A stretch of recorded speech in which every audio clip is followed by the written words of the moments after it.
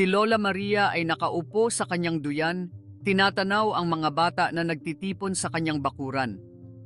Sila ay sabik na nakikinig habang siya ay nagsisimula ng kanyang kwento. Alam niyo ba, mga apo, na ang mga saging dito ay may lihim na kapangyarihan? Tanong niya na may ngiti sa labi. Ang mga bata ay nagtinginan sa isa't isa, puno ng pagkamangha ang kanilang mga mata. Lola Maria ay tumindig mula sa kanyang duyan at lumapit sa pinakamalaking puno ng saging.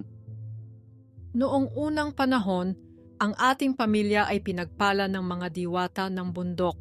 Patuloy niya. Sila ang nagtanim ng unang puno ng saging dito. At mula noon, ang ating ani ay laging sagana. Habang nagsasalita siya, ang mga bata ay parang naakit sa kanyang boses.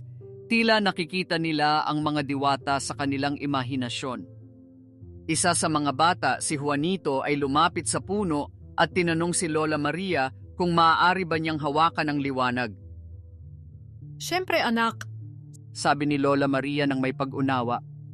ang saging na ito ay hindi lamang pagkain, kundi simbolo ng ating kasaysayan at kasaganaan.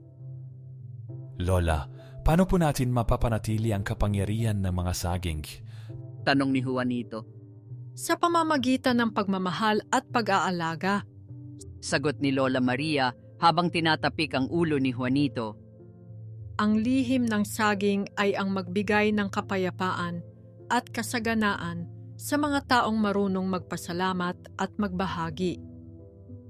Si Lola Maria ay muling naupo sa kanyang duyan, puno ng pag-asa para sa susunod na henerasyon ng kanyang pamilya. Sa pag-idlip niya, naririnig niya ang mga tinig ng mga diwata, umaawit ng kanilang walang hanggang biyaya.